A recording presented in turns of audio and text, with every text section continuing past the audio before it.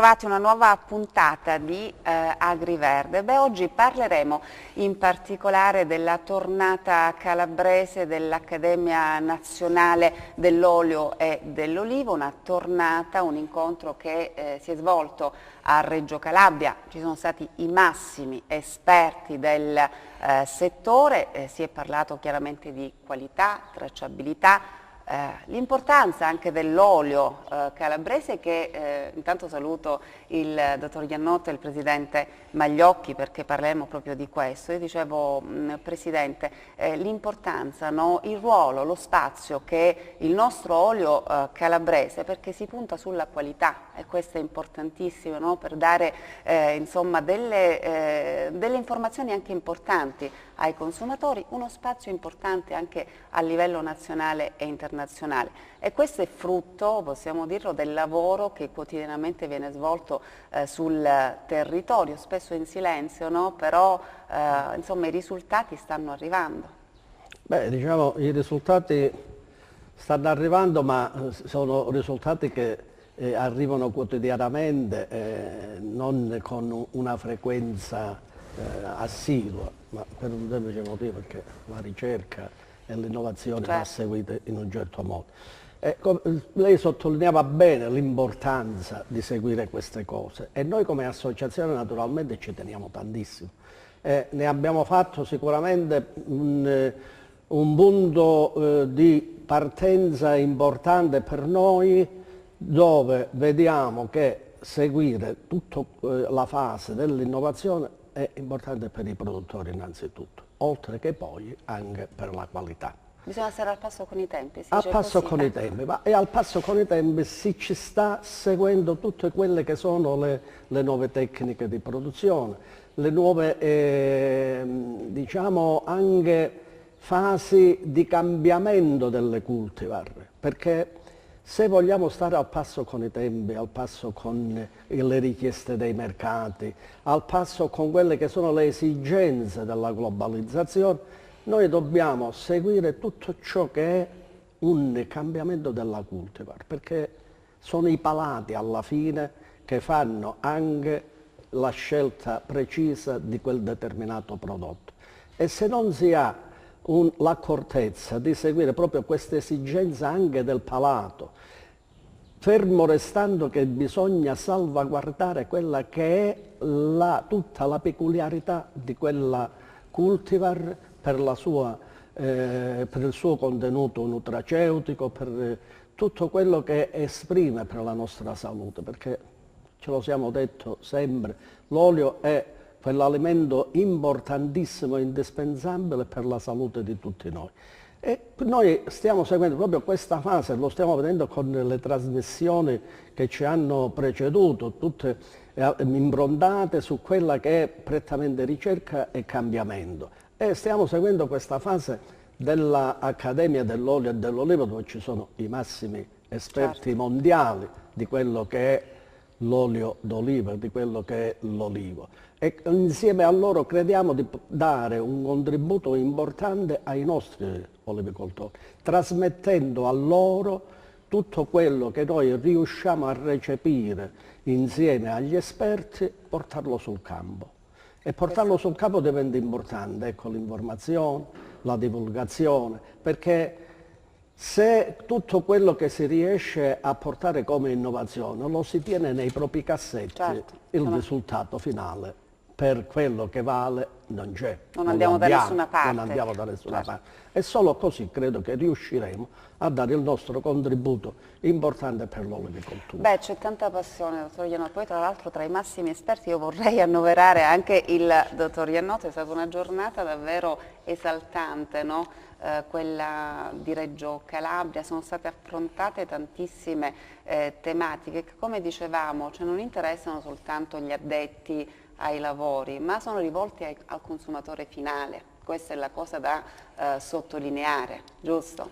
Sì, l'Università, il Dipartimento di Agraria dell'Università Mediterranea di Reggio Calabria ha inteso organizzare questa manifestazione molto interessante, molto importante, per dare, diciamo, un supporto alla grande quantità di prodotto olio che la Calabria produce, un supporto di qualità, quindi diciamo obiettivo qualità, e infatti anche il tema era salubrità degli oliveti e qualità del prodotto. Perché questo tema? Loro si sono posti questo problema perché hanno nella zona di Reggio Calabria, nella piana di Gioia Tauro, una malattia che è la lebbra dell'olivo, che attacca proprio direttamente il frutto e che determina un grave scadimento della qualità dell'olio. Allora loro si sono preoccupati e hanno obiettivizzato, diciamo, tutte le attività del convegno sui 3 momenti importanti, quindi il prodotto sano, quindi la salubrità del prodotto, poi l'ottimizzazione della raccolta, sia come epoca che come modalità, e poi i sistemi di trasformazione e rintracciabilità per chiudere il cerchio della qualità dell'olio. Certo, ci sono stati interventi molto importanti, molto autorevoli, sì, poi li ascolteremo perché effettivamente rappresentano lo stato dell'arte attuale, diciamo, in merito a queste problematiche. Importante anche il confronto che si fa, no? Perché queste sono occasioni proprio per vedere quali sono i problemi, quali sono le strade da seguire per superare questi problemi e migliorarsi. Questa è la cosa importantissima. Sì, è l'essenza stessa della ricerca, perché la ricerca che deve andare avanti deve basarsi su questo confronto e deve, diciamo, mettere appunto a confronto quelli che sono i risultati nelle diverse istituzioni pubbliche e private laddove viene svolta la ricerca e l'innovazione, diciamo. Allora, ascoltiamo adesso i protagonisti, no, di questa importantissima giornata. Io inizierei con il professor Zimbalati, il direttore del Dipartimento di Agraria dell'Università Mediterranea di Reggio Calabria, che proprio insieme all'Accademia ha organizzato appunto questo incontro che si è svolto a Reggio Calabria. Il professor Zimbalatti nel suo intervento ha parlato di sfida per la qualità dell'olio in Calabria. Ascoltiamo prima le sue parole.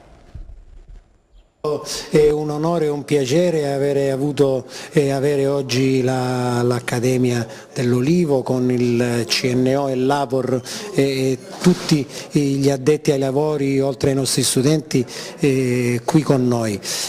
Oggi stiamo affrontando un tema che riteniamo di grande attualità, così come cerchiamo di fare da qualche anno a questa parte, ed è quello della qualità. In questi ultimi anni è ormai fortunatamente ben noto che l'olivicoltura calabrese ha fatto dei passi veramente importanti in termini di qualità, tant'è che la Calabria olivicola oggi è anche riconosciuta per la sua qualità. Ci sono dei passaggi che ancora vanno migliorati, ci sono degli obiettivi ancora da raggiungere anche in termini quantitativi, sempre riferendosi ai volumi di olio di alta qualità prodotto. Su questo percorso di crescita bisogna superare degli ostacoli. Gli ostacoli in questo momento, ad esempio nella provincia di Reggio Calabria, sono contraddistinti da uno stato fitosanitario delle piante, delle olive, degli ulivi che probabilmente in conseguenza delle caratteristiche climatiche creano non pochi problemi, e quindi una delle sessioni odierne è proprio destinata ad avviare una profonda riflessione di carattere tecnico-scientifico proprio su questi temi, tant'è che i tanti illustri relatori presenti oggi racconteranno delle loro ricerche in una chiave proprio di sviluppo della qualità attraverso la salubrità degli uliveti. Quello che dicevamo, la sfida, no? Superare i problemi che purtroppo ci possono essere, ci stanno anche, però la sfida è proprio questa, cercare di superarli per ottenere appunto la qualità, che poi è quello che interessa, giusto, dottor Iannotti? Sì, è proprio così, infatti noi ci portiamo un retaggio antico che è quello del difetto di produzione, il difetto d'origine cosiddetto. Cioè noi per decenni, per secoli abbiamo prodotto olio, in gran parte ovviamente lampante, quindi di scarsa qualità, ma anche olio di qualità. Però siamo stati sempre etichettati con un difetto d'origine, olio calabrese, olio poco buono. Allora noi dobbiamo ribaltare questa mentalità, questo situazione culturale, diciamo, e quindi ecco perché l'amica e collega Zimbalatti parlava appunto di sfida. Comunque siamo molto avanti da questo punto di vista, anche perché grazie a Dio disponiamo di un patrimonio olivicolo notevole, di un germoplasma dotato di grandi varietà, che poi sono anche quelle che diciamo, noi valorizziamo anche attraverso il disciplinare dell'IGP. Certo, tra poco ne parleremo perché è anche molto importante. Io però vorrei ascoltare ancora il professor Zimbalatti perché si è parlato anche di intensificazione delle colture anche nella nostra regione dove ci sono dei cultivar di grandi dimensioni. Allora ci siamo posti la domanda, ma anche qui in Calabria si può ottenere qualità ed economicità? Vediamo che cosa ci ha risposto sempre il professor Zimbalatti.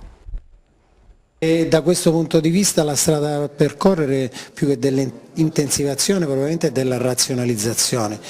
Ci sono ancora molti margini per migliorare la meccanizzazione in olivicoltura, nell'olivicoltura calabrese, semplicemente razionalizzando le forme di potatura e le forme di gestione dell'uliveto. Probabilmente ci sono anche dei margini in alcune aree particolarmente vocate per pensare ad una intensivazione. Probabilmente il modello spagnolo forse può essere replicabile, probabilmente sotto condizione, nel senso non in maniera generalizzata, ma soprattutto in alcune aree, dicevo prima, che si prestano a tale scopo. Dal punto di vista della meccanizzazione sono sicuramente l'optimum, però noi diciamo che ribadiamo il concetto della razionalizzazione. Ci sono ancora tanti uliveti che possono essere recuperati alla pratica dell'alta qualità, non necessariamente espiantando e intensificando, ma semplicemente razionalizzando con tecniche colturali puntuali adeguate al passo con i tempi. Beh, la Calabria si sta adeguando, no, a queste nuove sfide, chiaramente. Presidente, si è parlato anche in base alla qualità dell'olio, abbiamo detto, una qualità che si costruisce anche sul campo, anche e soprattutto sul campo, parte sempre da lì, ecco. Certo, è il campo quello che detta legge su queste cose, è la natura poi più che altro. Credo che proprio da queste cose noi che abbiamo visto, che sentiamo, come proprio porci di fronte a quella che è la nostra tradizione, la natura del terreno e le cultivar che abbiamo, come poterle eventualmente non modificare in sé, ma migliorarle per dare sì che il nostro coltivatore, il nostro olivicoltore possa produrre in modo molto copioso, in quantità, perché i sesti che noi abbiamo purtroppo sono sesti, i vecchi sesti 10x10, abbiamo una media di 100 piante ad ettaro. E con gli esperti si sta vedendo anche di trovare queste nuove forme di intensivo, super intensivo, come se ne parla sempre, come abbiamo continuamente richieste che rivolgiamo e ribaltiamo poi al dottor Giannotta, appunto perché gli olivicoltori hanno queste esigenze. Cioè, quando si parlava prima della globalizzazione dei mercati, i mercati ti chiedono principalmente quantità e poi qualità. Ma noi proprio perché abbiamo una tradizione di qualità e vogliamo preservare questa qualità, dobbiamo trovare quelle soluzioni migliori insieme agli esperti di conservare la qualità, perché diventa importante. Noi ci presentiamo con un prodotto che la prima cosa diciamo è come un toccasana, è una medicina l'olio d'oliva. Quindi la qualità, ma sappiamo come si costruisce la qualità? C'è una scala, perché tra poco lo ascolteremo dal professor Riccardo Gucci, che è tra l'altro il presidente dell'Accademia Nazionale dell'Olivo e dell'Olio. Ascoltiamo il professor Gucci che ci dice proprio come si costruisce, c'è proprio una scala, ecco, come si arriva alla qualità dell'olio. Sentiamo. Questo del collegamento fra campo e qualità è noto un po' per tutte le produzioni frutticole. Sull'olivo eravamo rimasti un pochino indietro, ma negli ultimi 15 anni molta ricerca ha chiarito tanti punti che rimanevano controversi. Allora, in cima alla scala sicuramente la scelta della varietà. questo del genotipo è il fattore più importante, indiscutibilmente, e riguarda moltissimo la situazione in Italia, in quanto l'Italia è il paese al mondo che ha il maggiore numero di varietà. Molte di queste di cui sappiamo ancora poco, questo vale anche per la Calabria. Secondo punto, direi che è l'epoca di maturazione, quindi anche questa in parte sotto le decisioni, quindi l'imprenditore può anticipare o ritardare il momento della raccolta. Al terzo posto metterei la disponibilità idrica, quindi andamento delle precipitazioni nell'annata e in generale nel clima in cui coltiviamo. Beh, questa è la scala, no? Come ci indicava il professor Gucci, per avere poi alla fine quel prodotto che tutti noi cerchiamo, la qualità, perché noi partiamo dalla qualità e poi sulla quantità ci arriviamo dopo. Però si è parlato anche di un altro tema, cioè quello della salvaguardia ambientale. Si può ottenere anche questo obiettivo? Sentiamo sempre il professor Gucci e poi lo commentiamo. Siamo già oggi in grado di dare dei protocolli applicabili. Io per esempio nella mia relazione ho accennato al fatto che possiamo produrre oli ottimi indipendentemente dalla tecnica di potatura o dalla forma di allevamento, ma questo non vuol dire che possiamo abbandonare gli oliveti, perché quando andiamo in condizioni di densità della chioma così elevata, tali da non favorire la penetrazione della luce, favorire lo sviluppo di determinate malattie, è chiaro che poi ne risente anche la qualità. Queste le parole appunto di uno dei massimi esperti appunto, che riguardano proprio l'olio, insomma questa sfida che verso il futuro chiaramente. Si è parlato poi nel corso di questo convegno, di questo incontro, come accennava il dottor Maglianotta, delle malattie dell'olivo che purtroppo danneggiano le produzioni. È un problema da affrontare seriamente, cioè nell'area di Reggio Calabria c'è questa particolare problematica. Vogliamo ascoltare subito il professor Agosteo, così poi commentiamo anche quello che dice, no? Quali sono le maggiori minacce, no? Perché è bene saperlo, perché magari ci sono degli anni in cui c'è poca produzione di olio ed è dato anche da questi fattori. Allora sentiamo dal professor Agosteo, che è del Dipartimento di Agraria dell'Università Mediterraneo di Reggio, quali sono le principali minacce dell'olivo. Questa tornata si è occupata in particolare degli aspetti legati alla qualità, quindi nel mio caso la relazione ha riguardato il rapporto fra malattie dell'olivo e qualità dell'olio. Noi sappiamo che la Calabria in questo senso, in particolare la piana di Gioia Tauro, ha da sempre avuto una problematica di una malattia fungina che è la lebbra dell'olivo. La lebbra dell'olivo è stata una malattia peculiare proprio della Calabria, almeno negli ultimi 20-30 anni, non che non fosse presente anche in Puglia, ma era sparita da qualche anno. Adesso invece c'è stata una ripresa, probabilmente legata a mutamenti climatici, alla comparsa di nuovi biotipi, eccetera. In sostanza, quindi, siccome si tratta di un fungo che aggredisce le drupe, oltre che anche la vegetazione, ma con le drupe naturalmente si va a riflettere particolarmente sugli aspetti della qualità dell'olio. Tutti i parametri qualitativi sono profondamente alterati, l'olio diventa anche di colore rossastro, per cui la difesa contro questa malattia non ha avuto molti strumenti, almeno fino a qualche tempo fa, se non nei trattamenti preventivi con sali di rame in autunno per prevenire la malattia, ma naturalmente i trattamenti dovevano essere molto numerosi, le condizioni ambientali molto umide portavano a una perdita rapida della persistenza, per cui economicamente spesso non si potevano fare.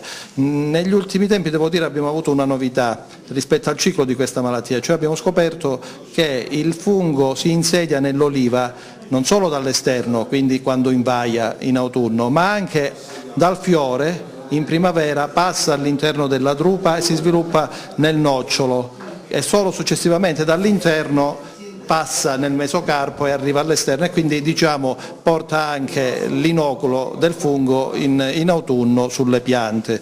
per cui visto anche una ripresa della malattia in Puglia, le multinazionali dell'agrofarmaco si sono date da fare per ottenere la registrazione all'uso di nuovi principi attivi, quindi mentre prima sostanzialmente disponevamo solo dei sali di rame contro la lebbra, adesso ci sono disponibili delle molecole a base di analoghi delle strobilurine, sono altri fungicidi, una è anche una miscela con un inibitore della biosinsi degli steroli, che comunque possono essere utilizzati in primavera perché hanno un periodo di carenza molto lungo e non possono essere utilizzati in autunno assolutamente, però servono a contrastare questo aspetto della malattia che è quello delle infezioni fiorali. Tra l'altro noi abbiamo potuto verificare con metodi molecolari che il fungo, la carica del fungo è sempre molto presente quasi durante tutto l'anno sulle piante, quindi è presente, si conserva nelle foglie, nei rametti, nelle drupe, nelle mummie, insomma,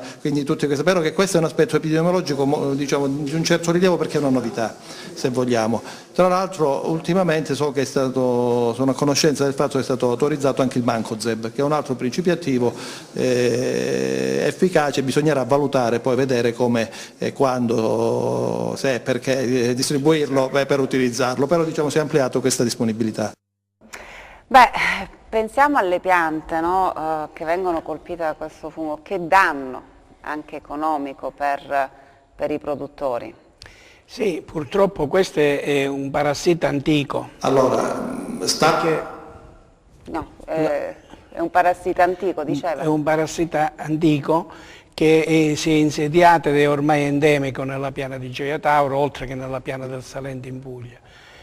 Però dobbiamo fare i conti anche con le nuove malattie, perché oggi purtroppo in virtù o in ragione dei cambiamenti climatici si affacciano nuovi parassiti, nuove minacce, nuove entità che possono, diciamo, danneggiare la coltivazione dell'olivo e la stessa sanità della drupa, da cui poi discende quella qualità di cui parlavamo prima, quindi in definitiva sempre quella qualità che si costruisce in campo o non si costruisce in campo, dipende da questi fattori, tra cui lo stato fitosanitario delle drupe diventa, diciamo, di fondamentale importanza. Però è importante che va avanti anche, Presidente, la ricerca per contrastare, no?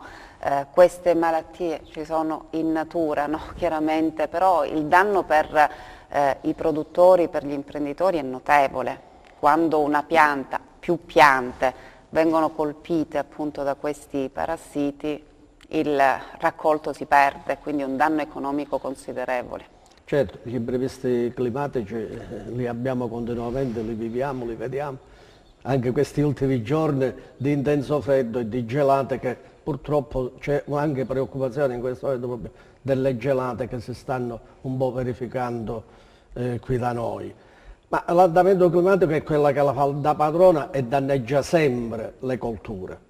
E se noi non siamo affiancati, non sosteniamo la ricerca, non la incentiviamo, la ricerca appunto per combattere o quantomeno tamponare questi momenti negativi di quello che è per l'agricoltura, che li danneggia economicamente notevolmente. Noi usciamo da una campagna olivicola precedente dove in tutta questa fascia della media valle del Crati fino a tutto il Pollino non si è fatto un litro di olio, tranne che se non sulle fasce un po' del Tirreno e della parte ionica e della parte un po' più a nord sempre dello Ionio. E diciamo che abbiamo salvato quasi il 50% della nostra produzione della nostra provincia, per cui ecco, combattere questi imprevisti diventa una lotta continua e naturalmente noi sempre siamo vigili e alla ricerca di ritrovati nuovi insieme a quelli che sono gli esperti per appunto dare un sollievo alla nostra olivicoltura. Noi ci dobbiamo fermare pochi istanti, dobbiamo dare la linea alla regia, però e ci è venuta in mente anche quella Xylella fastidiosa, si chiama così, sì. Le produzioni rovinate in Puglia, quindi abbiamo voluto chiedere agli esperti se anche da noi c'è questo pericolo. Allora lo ascolteremo tra poco, rimanete con noi.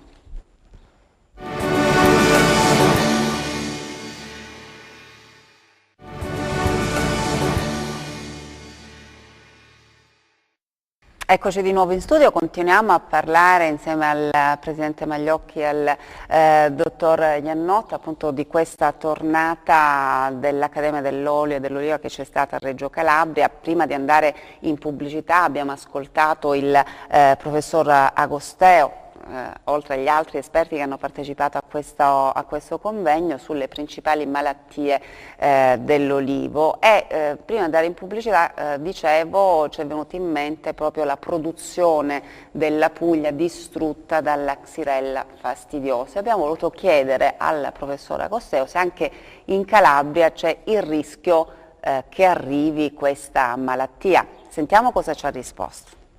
Allora, no, non risultano presenze in Calabria, stante quello che dicono i ricercatori pugliesi, prima o poi dovrebbe arrivare, se tanto mi dà tanto, visto anche i vettori con cui vengono distribuite.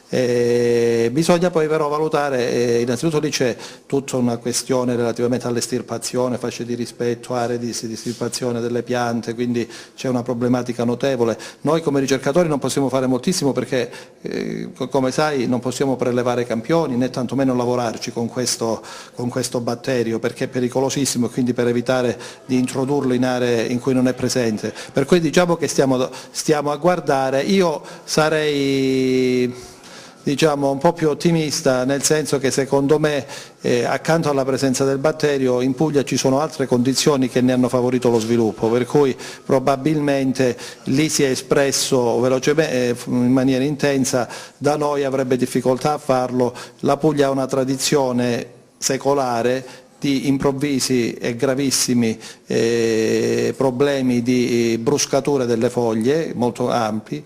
Adesso si è inserito, abbiamo potuto studiare la presenza di questo batterio che comunque è un batterio importantissimo, però probabilmente ci sono anche altre condizioni che attengono la pianta che possono favorire l'insediamento di questo batterio nelle trachee, nei vasi della pianta. Per cui se dovessi stare a sentire quello che dicono in Puglia dovrei temere che prima o poi negli anni o nei decenni dovrebbe arrivare, probabilmente però un po' con gli interventi di lotta che vengono fatti in zona, di estirpazione eccetera, soprattutto le condizioni climatiche diverse. Le condizioni climatiche diverse, ambientali anche dei terreni, un insieme di cose. Un lavoro l'abbiamo presentato qualche mese fa, un paio di anni fa, dove abbiamo anche spiegato come e perché la Puglia ha queste problematiche da sempre, certo non legate al batterio, il batterio è nuovo, però ha delle problematiche simili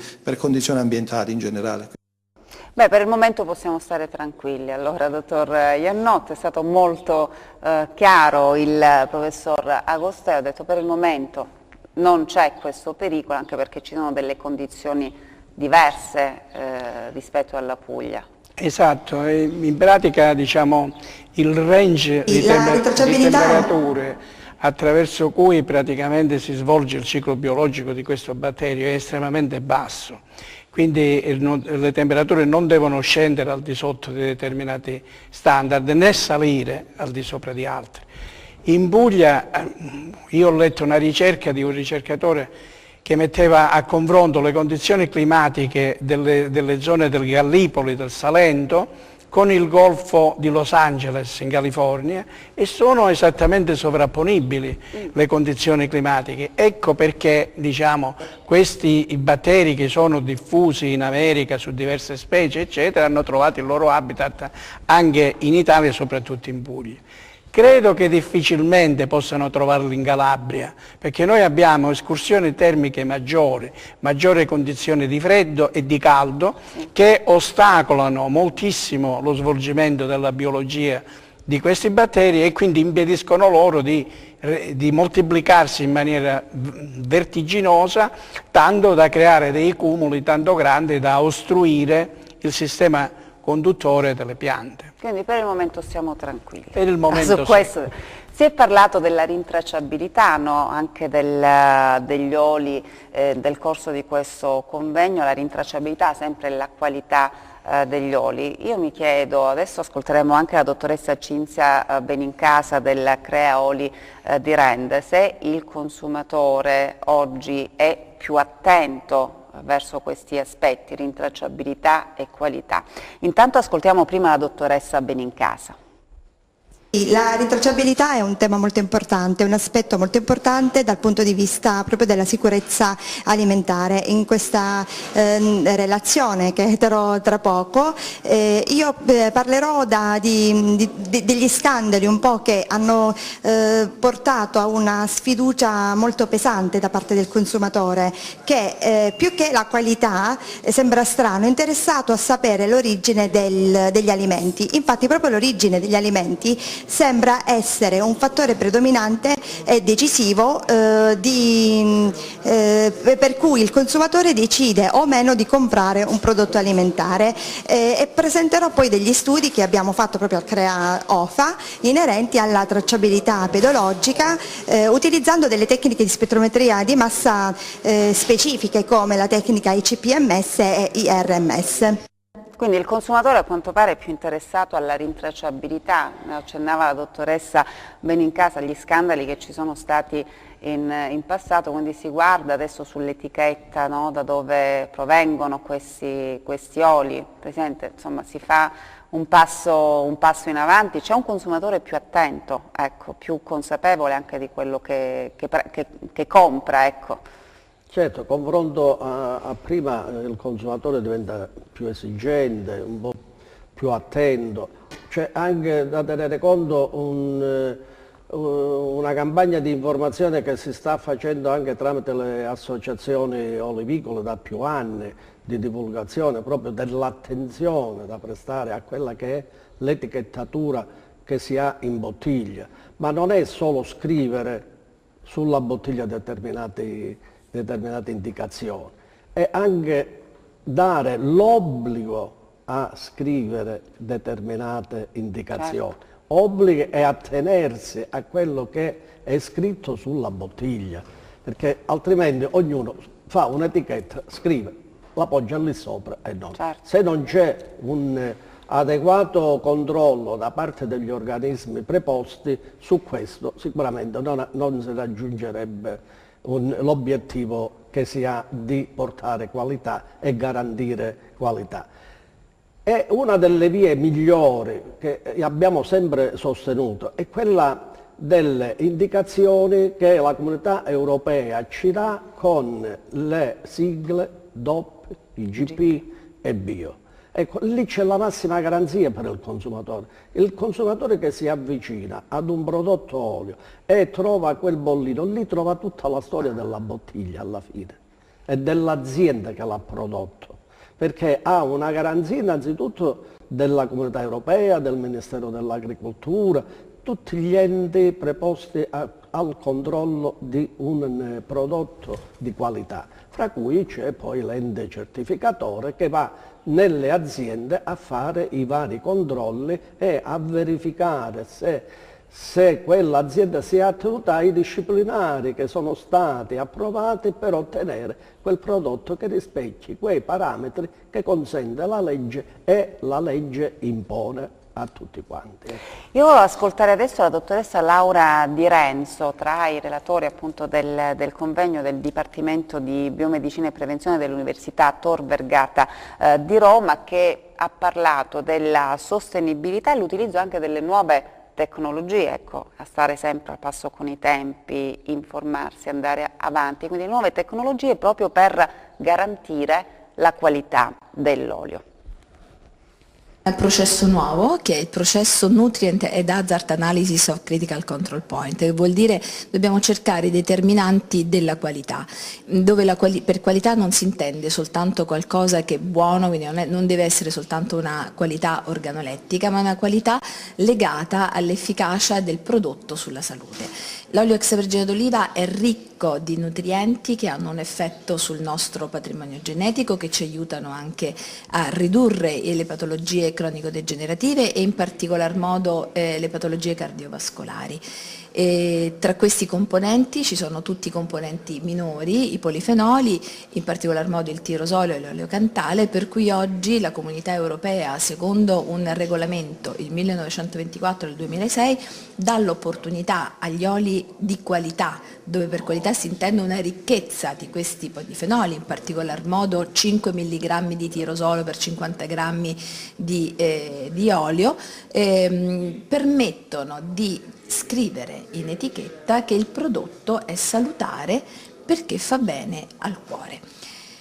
Quindi questa è un'etichetta di vanto che può essere utilizzata dal produttore per fare un profitto, qui potremmo dire un profitto etico, ma è un'etichetta che dà un'opportunità al consumatore di identificare su uno scaffale pieno di oli un olio per cui valga la pena magari eventualmente spendere qualche centesimo in più perché è un prodotto di qualità. Questo vuol dire che noi possiamo fare prevenzione delle patologie cronico-degenerative a partire da quello che mettiamo sulle nostre tavole e definiamo l'olio extravergine d'oliva come un nutraceutico che ci aiuta a dare non soltanto vita agli anni, ma soprattutto una vita sana e una vita in buona salute. Quindi la promozione potrebbe essere: consumiamo più olio extravergine d'oliva e lo usiamo in cottura, lo usiamo come condimento, pensando proprio questo, che stiamo comprando e consumando qualcosa che non solo ci piace ma ci fa molto bene. E questo è un messaggio che deve passare al consumatore. Dobbiamo fare delle politiche di valorizzazione dei prodotti di qualità abbinate a politiche di educazione, perché il consumatore oggi cerca qualcosa che sia buono al palato, quindi dobbiamo educare a partire dal bambino. Il bambino è il consumatore del domani, quindi a partire dal bambino ci occupiamo anche di chi è già adulto, cambiare la mentalità e il gusto. Beh, parole molto interessanti e importanti. Poi quello che noi diciamo da tempo, no? L'olio extravergine di qualità fa bene alla salute. Parlava anche delle etichette la dottoressa, l'importanza, no? Il consumatore che in questa etichetta può trovare un po' la storia dell'olio e quindi si garantisce, come diceva il Presidente, la qualità di quello che andiamo ad acquistare.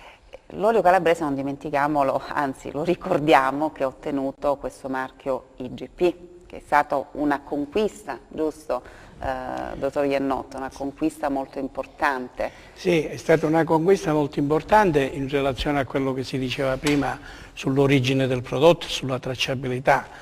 In pratica in Calabria si è puntato su questo aspetto qui proprio per cercare di valorizzare al massimo il nostro prodotto. Legato a questo concetto di IGP c'è un altro concetto molto importante. Noi abbiamo sentito di come la ricerca medica abbia fatto dei passi da gigante nello scoprire queste sostanze, queste ricchezze contenute nell'olio ai fini salutari delle persone.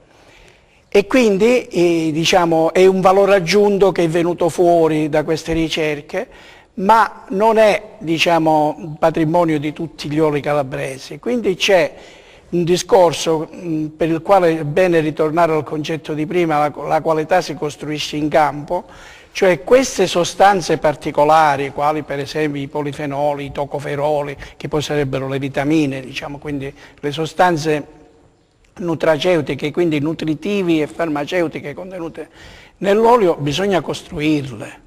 Quindi il coltivatore si deve mettere nelle condizioni di scegliere la cultivar, di individuare l'epoca giusta di raccolta, di fare la trasformazione in maniera corretta. Alla fine di tutto il processo, di tutta la filiera agronomica, si arriva a quella qualità che noi tanto ricerchiamo e che è contenuta in quantità minime.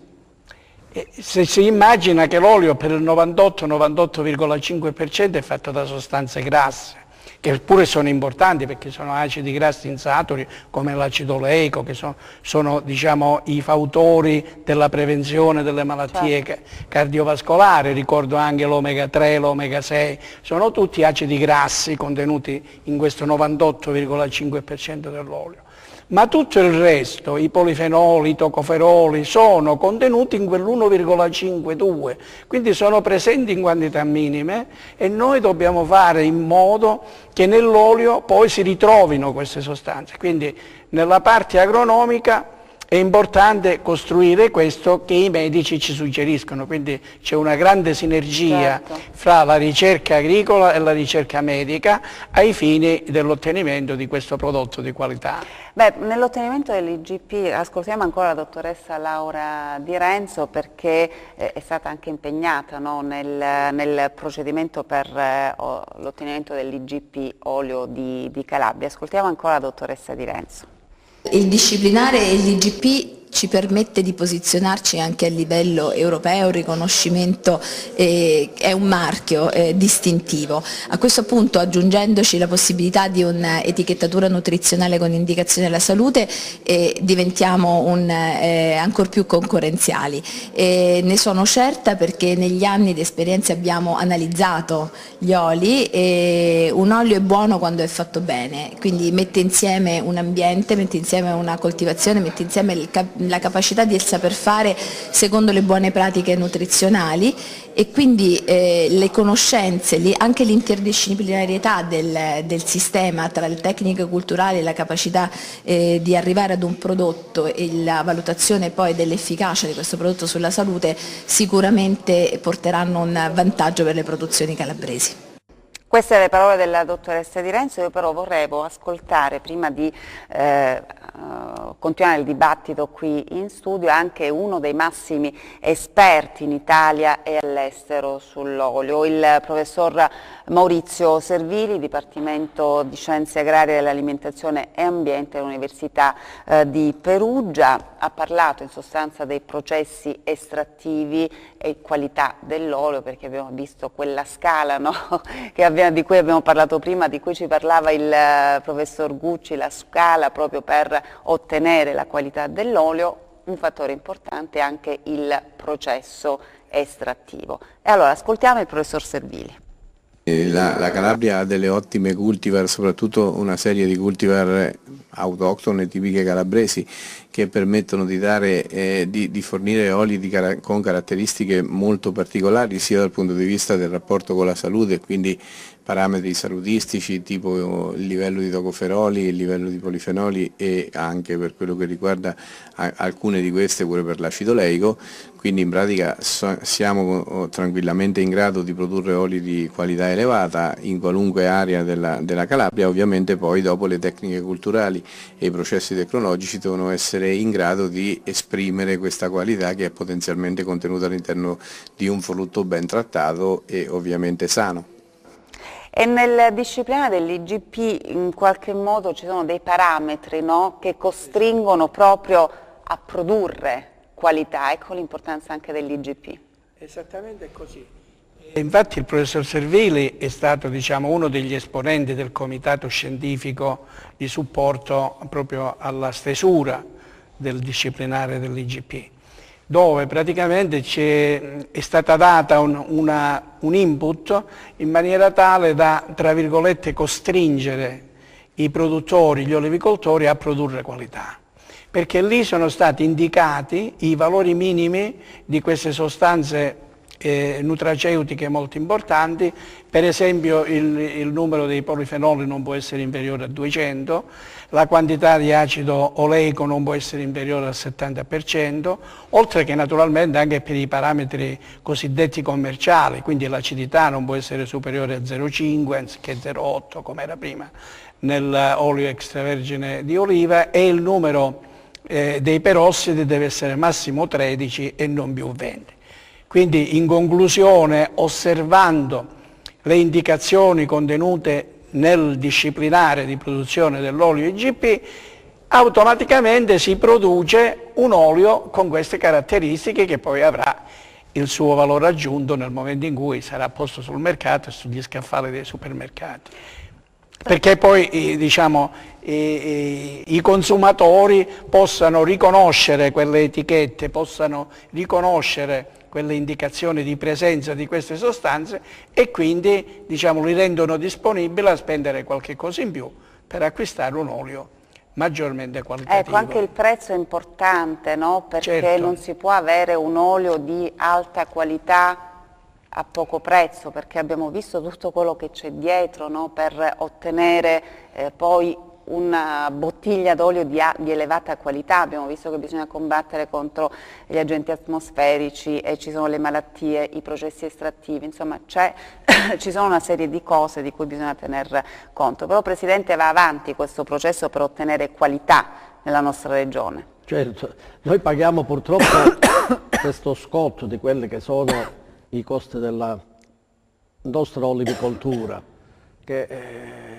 sono enormi per diverse ragioni, per conformazione territoriale, eccetera, l'impatto climatico che si diceva prima.